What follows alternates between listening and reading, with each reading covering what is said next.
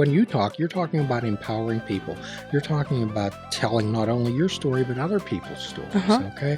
So we were talking earlier about how young ladies lose their self-concept and self-esteem around the age of 9. Yes. And self-concept is facts and information you know about yourself. Self-esteem is how you interpret those facts and information, which are skewed. Okay.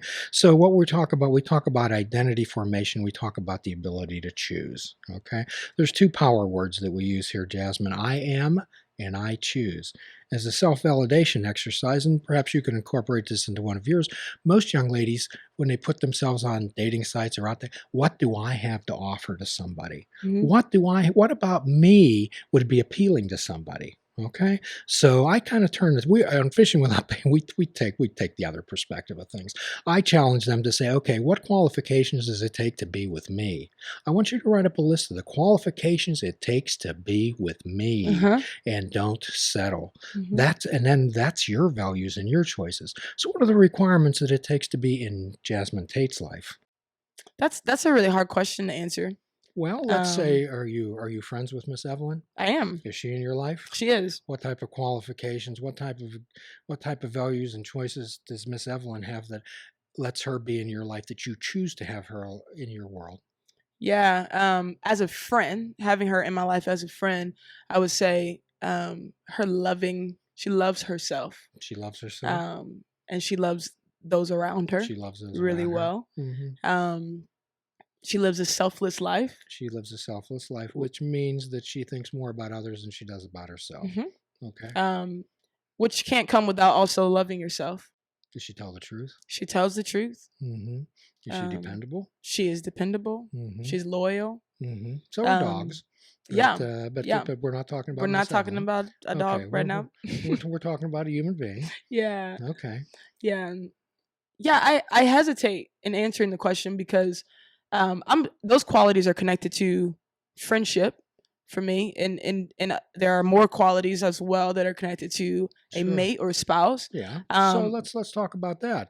Let's talk about a romantic interest. To be a partner. To be a partner with Jasmine Tate, what does that person need to possess? What qualifications do they have to have? Humility means a lot to me. Humility. Insert all the other ones that we just said about friends as well. Loving yourself, loving those around you, being selfless, which is also connected to humility. In a partner, I would also say strong leadership. You know, that means a lot to me as a strong woman, having strong leadership, someone who's confident. It means a lot to me to have someone who carries the same values that I carry as it pertains to my faith, moral values. That means a lot to me, and a partner. So what you're talking about is all the values that you have. Speaking of my faith, morality. Everything that you just told me, Jasmine, is all about you. Okay. All those things that you just talked to me about that you required in somebody else, you have yourself. Oh, I see what you're saying. So if you look at those things, it's an inventory of your gifts, talents, and abilities, okay? So what we do is we irritate people here sometimes when we tell them that being a partner, being a parent, being an employee, being a friend doesn't define who you are, especially married people. I really irritate them. But your values and your choices that define who you are. And the more clear your values and choices are, the better partner you'll be, the better parent you'll be, the better friend you'll be, the better employer you'll be. You know, it's pretty interesting. It's pretty interesting. So you were talking about leadership. You're talking about leadership. So you are the leader of a group called Artisans. Yes. Yeah. I was specifically the leader while I lived in Philadelphia. In September, I moved back to Pittsburgh. So I'm still connected to them, still in relationship with them, but I've raised up some other leaders to kind of take it on. Artisans is a community of artists and creatives based in Philadelphia. Essentially that look to use their gifts, their talents to change culture, implying that there are some things that could use some changing, some sharpening up. So we just believe that through our music, through our dancing, painting, photography, through whatever, through the thing that we have in our hand, that God has given us a gift to be able to see the world around us change if we will use it. So you're using your platform and your medium to effect social change? Yes, Is that sir. what you're saying? Yes, sir. Okay. And sometimes that looks like a large scale shift of the way people view things, and sometimes it looks like the one individual in front of us that gets impacted and empowered to live a better life. And sometimes, Jasmine, we just plant seeds. We have no idea when they're going to grow. Yes, sir. So the Bible's Jesus speaks 184 times in the New Testament about the responsibility to help the poor, the marginalized, the oppressed, the falsely imprisoned, the elderly. Do you think he meant it? Yeah, perhaps. Yes, sir. So the idea is that even if you're not a Christian, do you think someone could follow that? Absolutely. Those advice? Absolutely. It's wisdom. Some good advice. So there's a philosopher monk, one of my favorite heroes, Thomas Merton, as a Trappist monk. He was also combined his Christianity with Zen and Buddhism. Okay. And he said there was three main problems with the world, and those are greed, lust, and self-love. So how do you deal with that with people, Jasmine? Yeah, I don't know. I'll let you know when I figure it out. I don't know how to deal with all of that, but I know how to love the one that's in front of me. What we can do is we model behavior. Okay, and it sounds like you're doing a wonderful job of modeling behavior, just like you did that night at McDonald's. Thank you, Jim. That was amazing. Thank you, Jim. So another blog that I enjoyed reading was What I Learned from the Grammys. Could you say more about that? Yeah, the Grammys, that's one of my favorite things to watch ever in life. It's the Super Bowl to me for a lot of people, you know, how people view the Super Bowl. And I love to watch it because, as I talked about in the blog, it gives me such a clear perspective and understanding of what's happening in culture, in my generation. What are people desiring? What are they thinking about? What kind of music are they listening to? What are they relating to? It gives perspective in a way that I don't know that you could always get in a 3-hour span of time, just like that, you know? I mean, it may not be global perspective, but it for sure gives some perspective about this American culture that we live in and kind of what's valuable right now to people. So you mentioned there's some really eclectic group of individuals who generally probably wouldn't even appear on the same stage, like Justin Bieber, like Lady Gaga, and some others. However, what they had in common was, you mentioned? I haven't read that blog in a while, so I don't remember the exact statements that I was making about it, but just off the top of the dome, what's in my heart about that is I know people like Justin Bieber, people like Lady Gaga, I believe I mentioned Chance the Rapper, they're all artists that they don't have it all together, they don't know everything, but there seems to be a desire to see something happen in our generation beyond what's currently happening. There seems to be a desire to see, for lack of a better word, some reform, some change. You talked about the passion that these people have, the passion that they have, and that's what's so impresses me about you is the passion that you have. So there's a minister by the name of Eric Church, and he does a lot of motivational speaking, and he speaks in a real good motivational talk about gazelles and lions, and he talks about gazelles being on the plains of the Serengeti, and they can run really fast and they can move. However, they don't move unless they're pushed. Okay, unless they're pushed. Like, you don't make songs by saying, "Oh my gosh, I gotta go into the studio today and I gotta record a song. I need money. I gotta put gas in the gas tank. I need to record this song for that."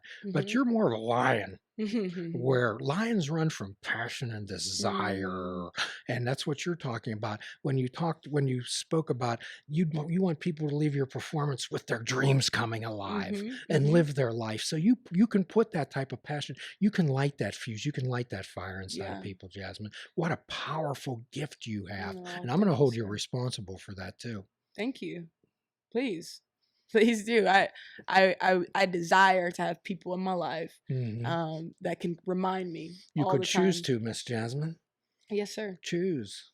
Yes, sir. Choice is the most powerful gift you have. Well, I choose to have people in my life that can remind me. Yes, sir. I have a friend of mine. Maybe you want to do some investigating of her, Nancy Fitzgerald. She is involved in this Course of Miracles type of work, and it's she always expresses the fact that the power of choice, the power of free will, is our most powerful gift we have. Most people don't exercise it. Most people don't believe that they have a choice, and they're not being heard. One of the most things about people's life that drive them down is not being heard, that no one is hearing me. What does that lead to? Anger, violence, resentment, bitterness. If people would just hear what the other people would say, they don't have to agree, just merely being heard. So my hope is, and I'm going to keep challenging you. I challenge everybody that comes in here that's like-minded, that I really admire, and I admire you. And I always tell the truth. I'm not going to fib. If I thought you were a bag of rocks, I'd gently tell you so.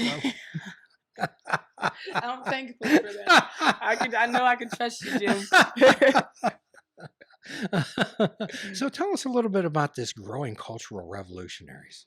Yeah, I believe that there are so many artists. I mean, it moves into any sphere of society. Right now, I'm specifically talking about artists and creatives, but it's true in politics, it's true in media, in business, and religion, whatever. It's true in any sphere of society, I believe. But specifically, I'm passionate right now about creatives and artists. I believe that there are a lot of creatives and artists that simply produce art and do whatever they do for themselves as therapy, just to get out what they need to get out. And I think there's a place for that, and that's awesome, you know.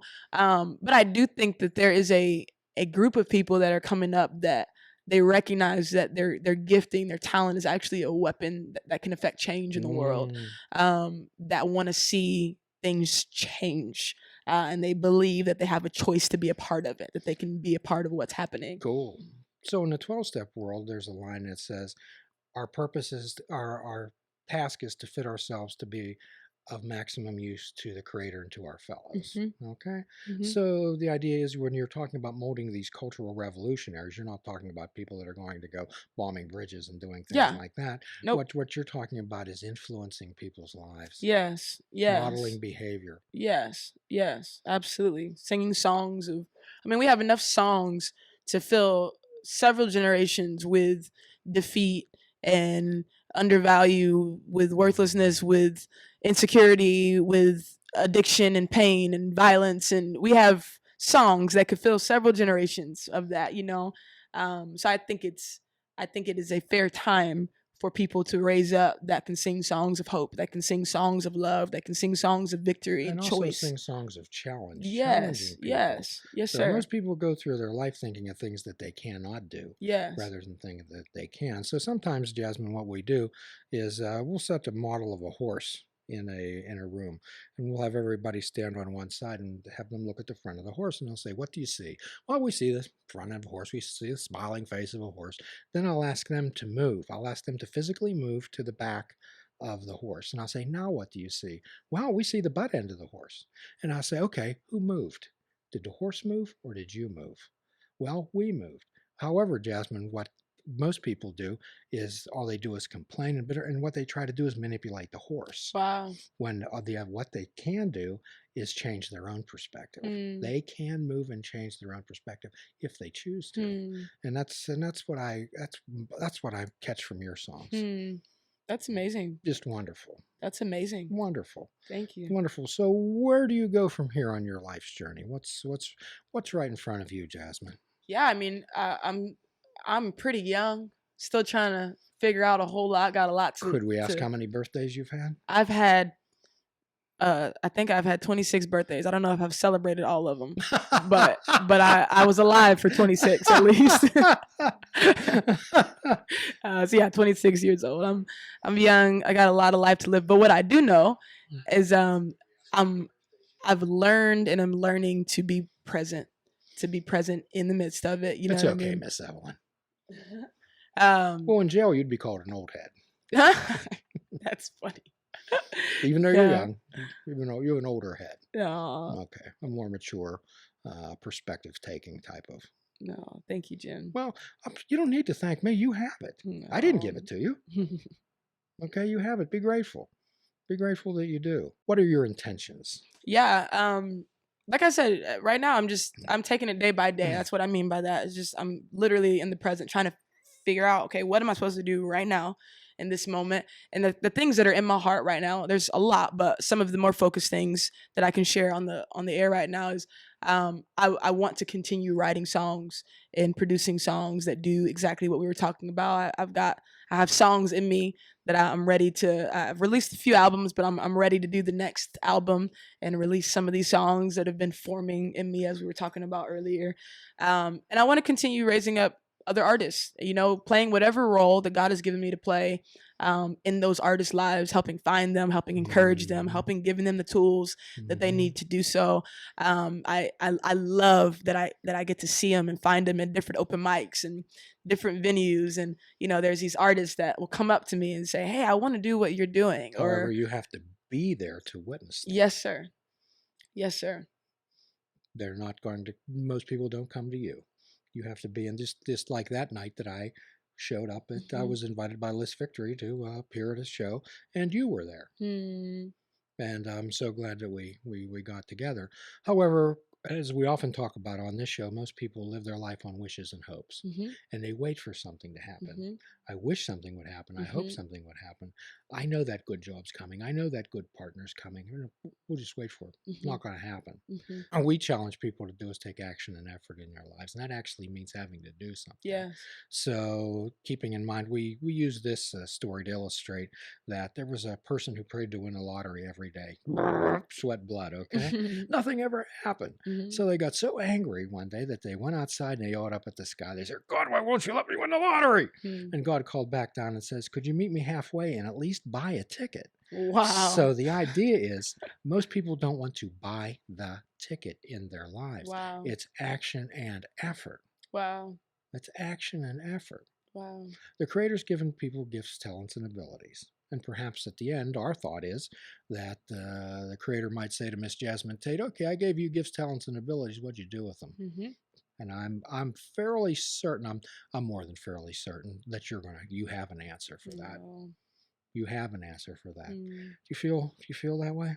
I believe so. My desire, I choose to live life in a way to where I can have an answer for that.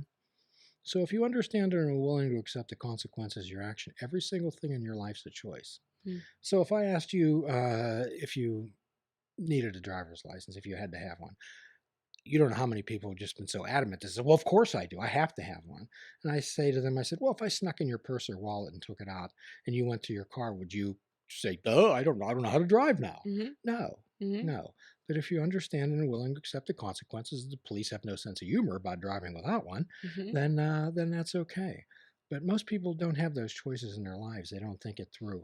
I choose is the most powerful words you have. Empower. It's especially for young ladies. I choose. I choose empower. Do you remember the first time that you heard your recorded voice played back to you, Jasmine? I don't remember the exact first time, but around the same time. What did it sound like? What was your feeling? I wasn't a fan. Yeah. Which is a typical response, I think. Most people think, is that me? Yeah, it's like, pretty what's awkward. that? Yeah. Okay, so what we help people to do is get in touch with their own voice. 90% of cognitive behavioral therapy is developing vocabulary to talk to yourself like you'd talk to a friend. So my hope is, and I hear some of these songs, it's almost like you're talking to a friend out there during your songs. So what we try to do is we try to create some magic. And so if you hear a phrase like abracadabra, what does that call in your mind? Abracadabra. Magic. Yeah. Making things appear, right? Yeah. So actually, it's a word out of Aramaic, Bible's Jesus time, and what it means is what I speak, I create. What I speak, I create. So by your songs, helping young ladies understand that they can speak what they create in their mind is true. Okay, to avoid listening to these other influences. To thine own self be true. Okay, and I think you've really discovered that. I don't know how it happened, but I'm so glad it did. Me too. I'm thankful. I'm thankful. So I'm hopeful that most folks out there can catch your performances, catch your acts, view you on YouTube, the Amazon, all the iTunes, the things that you're involved Absolutely. with. You have a phenomenal website. Thank you. Phenomenal. And perhaps if you'd be so kind, you could grace us with a rendition of Coming Alive. Yeah, absolutely. I would love to. Cool. I will get out of the way.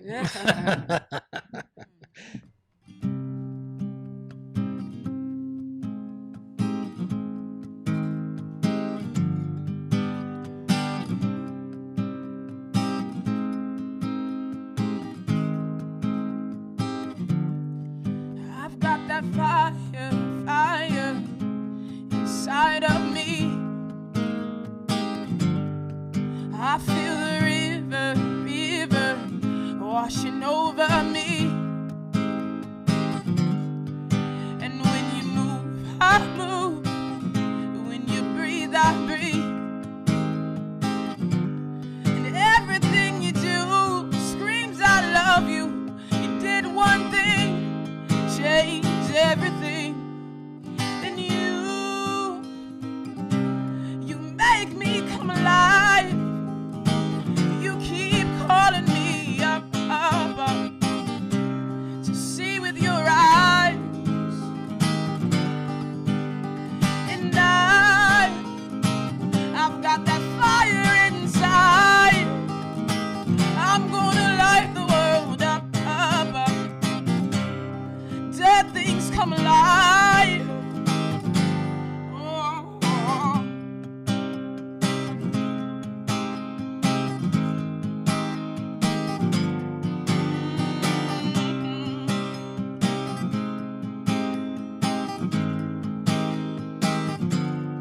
Something's moving. I can feel things changing in me.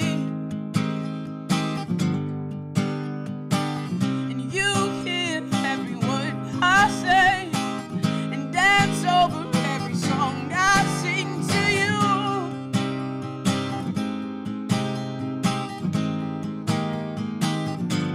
We pray for the rain, you send the rain. We pray for the fire, you send the fire. We pray for revival, you heal our land. We say come, you breathe over us. We pray for the rain, you send the rain. We pray for the fire, you send the fire. We pray for revival, you heal our land. We say come, you breathe over us. And you make me come alive. You keep calling me up to see with your eyes. And I've got that fire inside. I'm gonna light the world up. Dead things come alive.